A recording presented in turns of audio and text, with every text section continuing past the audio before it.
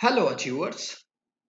आज मैं आपके लिए लेके आया हूँ budget related concepts and questions जो आपके आने वाले एग्जाम्स में आपके मार्क्स बूस्ट करने में आपकी हेल्प करेंगे। So pay full attention to this video. Let's begin the session with a question. Tell me with reference to the union government which of the following statement given above is or are correct. Attempt this question very carefully and the answer of the same would be provided in the end of the video. First point to be remember is that annual financial statement ये नाम होता है actual में budget का। Second point to be remember is article 112 of Indian constitution has given the responsibility to our president. वो हर साल हमारे पार्लियामेंट के दोनों हाउसेस के सामने ये प्रस्तुत करेंगे कि आने वाले साल का क्या एस्टिमेटेड रिसीट्स एंड एक्सपेंडिचर होने वाले हैं हमारी गवर्नमेंट के, और इसी को हम एनुअल फाइनेंशियल स्टेटमेंट भी बोलते हैं। So there are 3 points to be remembered. The first one is that there is no such thing as budget. It is called annual financial statement. Second is this article number 112. And the third point is that जो number budget में show होते हैं, they are all estimated. Now budget process. Every one of us thinks that the budget ends with the speech of Mrs. Sitaraman, but actually the truth is opposite. Actually, it begins with her speech, and that is the stage one, which is called the presentation of the budget, जो कि हमारे finance minister हर साल budget speech देकर करते हैं। The second stage is general discussion. So during this 3 to 4 days के लिए हमारे पार्लियामेंट में दिए गए बजट स्पीच के ऊपर डिस्कशन होता है, and after that our parliament is adjourned. और during this adjournment period हमारी डिपार्टमेंट रिलेटेड कमिटीज दिए गए बजट का निरीक्षण करती है और एक रिपोर्ट तैयार करके लोकसभा को सबमिट करती है। Stage number 4 which is a crucial one, यहाँ पर जो भी ग्रांट्स की डिमांड की गई है उस डिमांड को लेकर वोटिंग होती है। So during this voting hour cut motions are passed. Fifth stage is passing of the appropriation bill.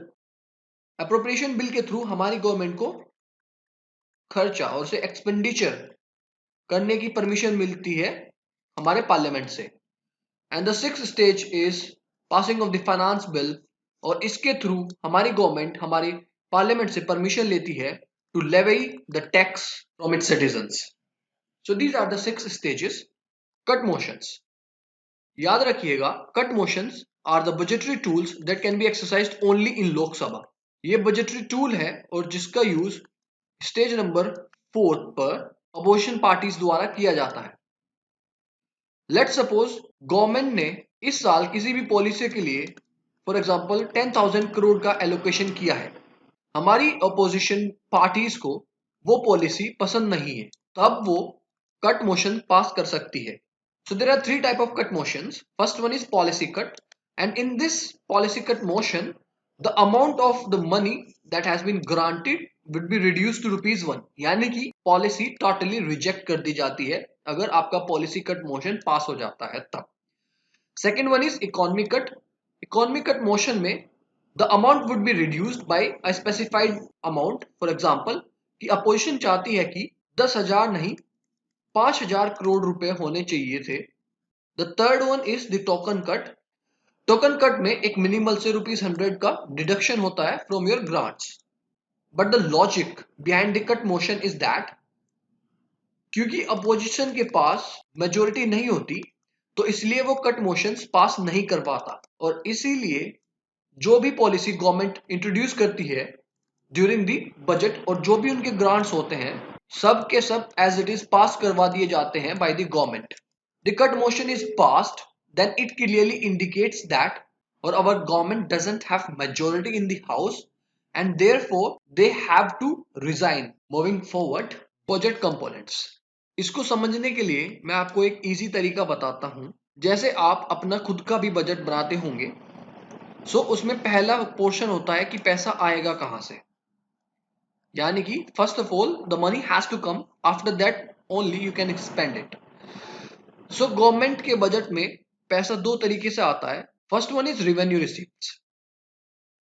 Please एक ट्रिक बताता हूं, जहां भी रिवेन्यू लिखा होगा आप उसको समझ सकते हैं कि वो पैसा बिना मेहनत के आया है और बिना मेहनत के यानी कि फिजूल खर्ची में ही खर्च हो जाने वाला है।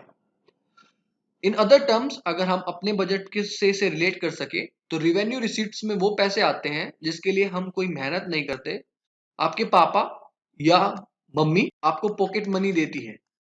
That pocket money is your revenue receipts. ऐसे ही गवर्नमेंट के लिए रिवेन्यू रिसीट्स में आते हैं टैक्स रिवेन्यू यानी कि direct tax and indirect tax. आप नीचे देख सकते हैं इनकम टैक्स, कॉर्पोरेट टैक्स और नॉन टैक्स रिवेन्यूज, ये जैसे इंटरेस्ट। बट अगर आप इसको इकोनॉमी की टर्म में समझे तो इसको हम ऐसे बोलते हैं कि रिवेन्यू रिसीट्स वो होते हैं जिसके लिए हमारे हमारे कोई भी एसेट्स या कोई भी लायबिलिटी ना तो घटती है और ना बढ़ती है। कैपिटल रिसीट्स वो मनी होती है जो हमने मेहनत से कमाई है, हमारी सैलरी। तो कैपिटल रिसीट्स में आप याद रखिएगा कि या तो आपके एसेट्स कम होंगे या आपकी लायबिलिटीज बढ़ जाएगी। एसेट्स कम होंगे का मतलब है कि गवर्नमेंट अपने कुछ एसेट्स सेल कर देती है, फॉर एग्जांपल डिसइन्वेस्टमेंट करती है, और लायबिलिटी इंक्रीज होगी। इसका सीधा सा मतलब है कि गवर्नमेंट ने बोरोइंग्स की है। अब पैसा आ गया तो पैसा जाएगा कहाँ? सो गवर्नमेंट स्पेंड करने वाली है दो पोर्शंस पर। First one is revenue expenditure and capital expenditure. इससे ना तो हमारे लिए कोई एसेट क्रिएट होगा और ना ही हमारी कोई लायबिलिटी कम होने वाली है। जैसे कि आपने जो लोन लिया उसका इंटरेस्ट पे कर दिया, या सैलरीज एंड पेंशन्स में जो सरकार की तरफ से पैसा जाता है। रिवेन्यू एक्सपेंडिचर में जो पैसा स्पेंड किया जाता है वो जनरली सोसाइटी के वेलफेयर के लिए होता है। वहीं कैपिटल एक्सपेंडिचर में खर्च किए जाने वाले पैसे से या तो एसेट क्रिएट करती है या अपनी लायबिलिटीज को कम करती है। तो कैपिटल एक्सपेंडिचर हमारी प्रोडक्टिविटी को बढ़ा देता है। There are three types of deficits. First one is revenue deficits, revenue expenditure minus revenue receipts. Second is fiscal deficit. Fiscal deficit is equal to total expenditure minus total revenue. आप इस फॉर्मूले पे मत जाइएगा, यानी कि ये हमें शो करता है कि हमें कितने पैसे बोरो करने हैं। So this is the money that the government needs to borrow from other sources so that it can fund its expenditures. Primary deficit is equal to fiscal deficit minus interest payments. Of budget borrowing. Of budget borrowing में government directly बोरो नहीं करेगा, rather government की entities जैसे कि PSUs बोरो करती है, यानी कि the loans which are not taken directly by the centre but by those institutions जो गवर्नमेंट चला रही है। क्योंकि ऐसी बोरोइंग को हमें हमारे बजट के फिस्कल कैलकुलेशन में जोड़ने की जरूरत नहीं है, इसलिए ये बोरोइंग्स ऑफ बजट बोरोइंग कहलाती है। अब गवर्नमेंट ऐसा क्यों करती है? वो इसलिए ताकि उसका फिस्कल डेफिसिट ज्यादा न बढ़ जाए। अब आगे से गवर्नमेंट को फूड सब्सिडी नहीं देनी होगी। ये फूड सब्सिडी में जाने वाला पैसा उसका अब बच गया, तो ये उसका फिस्कल डेफिसिट से कम हो जाएगा। अब आगे से क्या होगा कि फूड कॉर्पोरेशन ऑफ इंडिया, जो कि गवर्नमेंट की ही एक एंटिटी है, वो खुद से बोरो करेगी from other sources.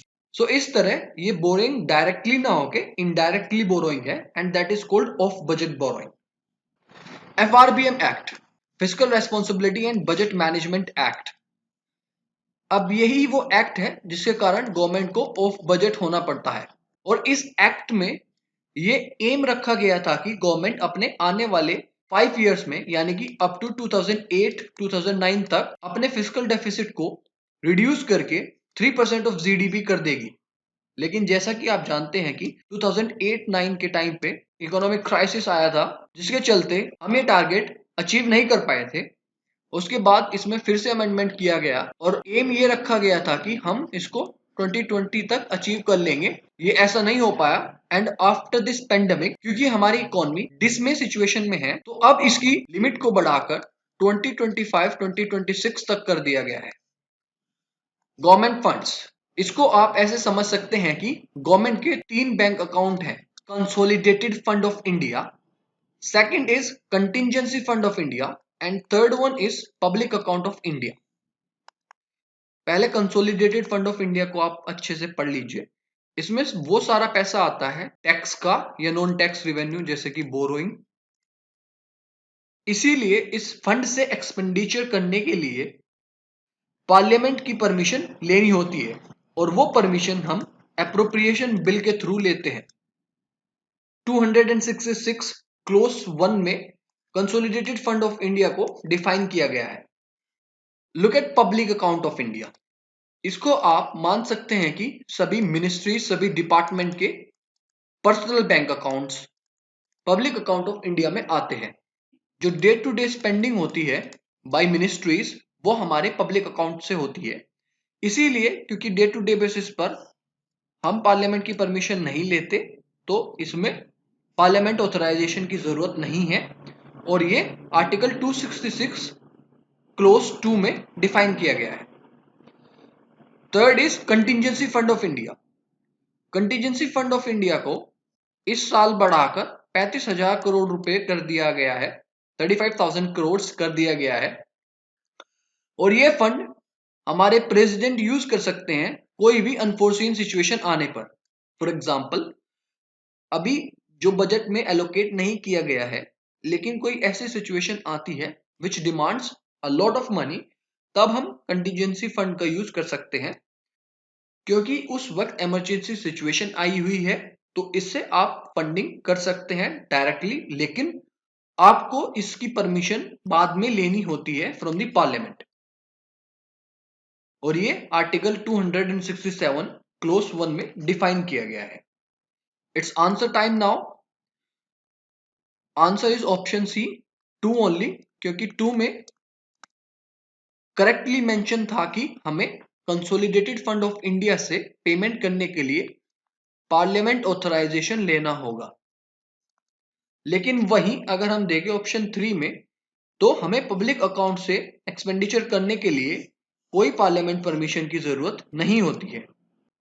Department of revenue नहीं, डिपार्टमेंट ऑफ इकोनॉमिक अफेयर्स वो डिपार्टमेंट है मिनिस्ट्री ऑफ फाइनेंस के अंडर जो हमारे बजट को कंप्यूट करता है।